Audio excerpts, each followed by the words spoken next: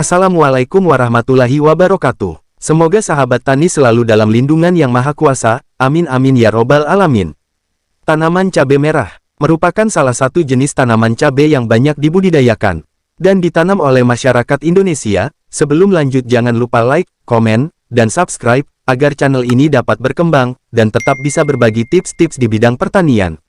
Cabai merupakan salah satu bumbu masakan yang sangat dibutuhkan dan banyak digunakan untuk keperluan memasak atau untuk membuat bahan makanan. Tanaman cabai merah bisa dibudidayakan di dataran rendah maupun di dataran tinggi. Bagi Anda yang ingin mencoba menanam cabai atau membudidayakan cabai merah di rumah, kami akan memberikan tips dan cara menanam cabai merah yang sederhana dan bisa untuk Anda praktekkan. Jika Anda memiliki lahan yang sempit dan terbatas, tidak perlu khawatir, karena Anda bisa menggunakan pot atau polybag sebagai wadah tanam untuk tanaman cabai merah.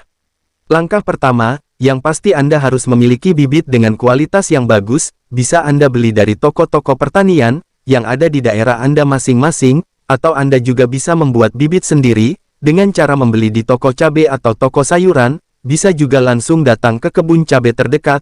Ciri-ciri buah yang bisa dijadikan bibit: buah yang sudah masak di batang, ambil bijinya dengan cara dibelah atau di blender untuk jumlah yang banyak. Akan tetapi, sebelum di blender Anda harus melakukan perendaman pada buah cabai sekitar 4 hari, agar cabainya membusuk, supaya lebih mudah hancur saat di blender. Setelah biji didapatkan, lakukan perendaman selama 1 kali 24 jam, ambil biji yang tenggelam, yang mengapung dibuang saja, kemudian jemur selama 3 jam tanpa terkena matahari langsung. Setelah kering, biji cabai siap disemaikan.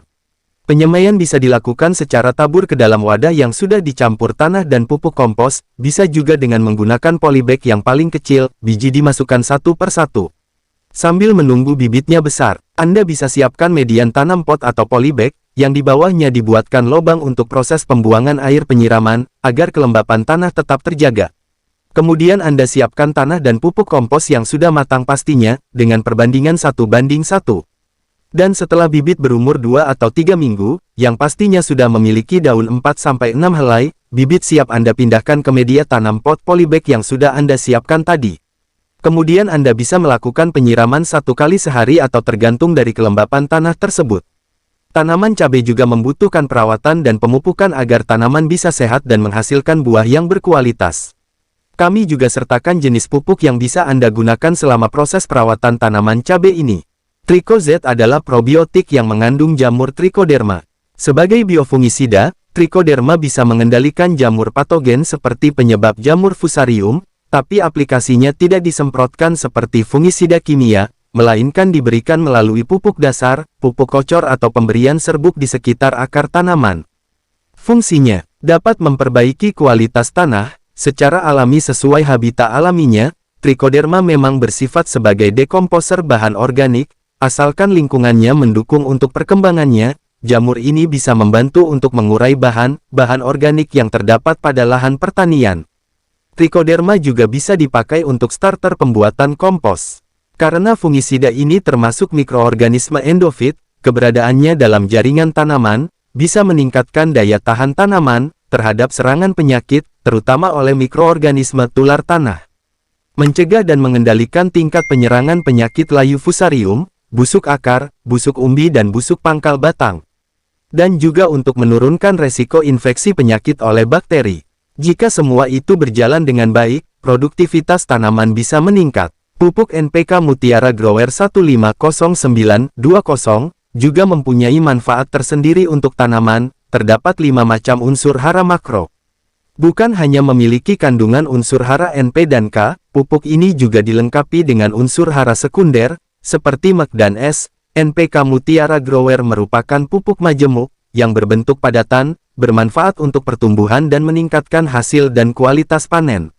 NPK Grower ini, bukan hanya digunakan di masa vegetatif akan tetapi juga sangat bermanfaat di masa generatif, di masa pembungaan dan pembuahan. PROVIT Maxi, adalah pupuk daun majemuk lengkap NPK 62738+T, yang mengandung hara makro dan mikro lengkap, dibuat dengan formula khusus untuk fase generatif, agar merangsang pembungaan, pembesaran, dan pematangan buah. Proses pembungaan, pembuahan, dan pematangan tanaman pun akan lebih seragam. Manfaat pupuk NPK Profit Merah. Agar tanaman tumbuh dengan sehat, dan memaksimalkan produktivitas jangka panjang. Hasil produksi bisa meningkat, dengan meningkatnya jumlah dan juga ukuran buah atau umbi.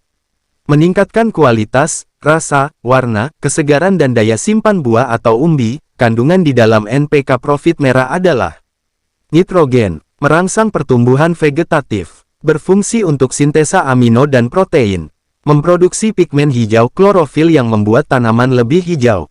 Tanaman dengan pasokan nitrogen yang cukup, pertumbuhan tanaman akan kuat, vigor dan berwarna hijau tua. Fosfat, sangat penting untuk perkembangan akar dan pembungaan. Berperan penting untuk proses fotosintesis. Terlibat dalam produksi dan transportasi gula, lemak dan protein. Diperlukan sebagai fungsi normal dari membran sel. Kalium. Kalium mengatur keseimbangan air dalam sel dan kehilangan air melalui transpirasi. Merangsang pertumbuhan batang yang kuat. Lebih tahan terhadap hama dan penyakit. Berperan dalam pertumbuhan bunga dan buah. Meningkatkan warna, rasa dan kualitas daya simpan buah dan sayuran.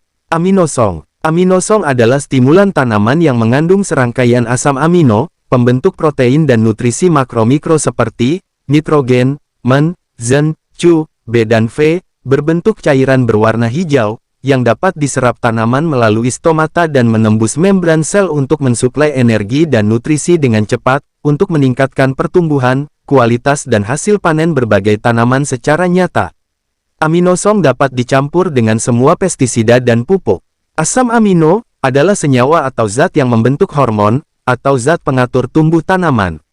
Hormon tanaman seperti auksin yang merangsang pertumbuhan akar, sitokinin yang merangsang pertumbuhan tunas, dan hormon giberelin yang merangsang pembentukan bunga. Manfaat dari asam amino, mudah diserap tanaman, dan efeknya cepat terhadap pertumbuhan.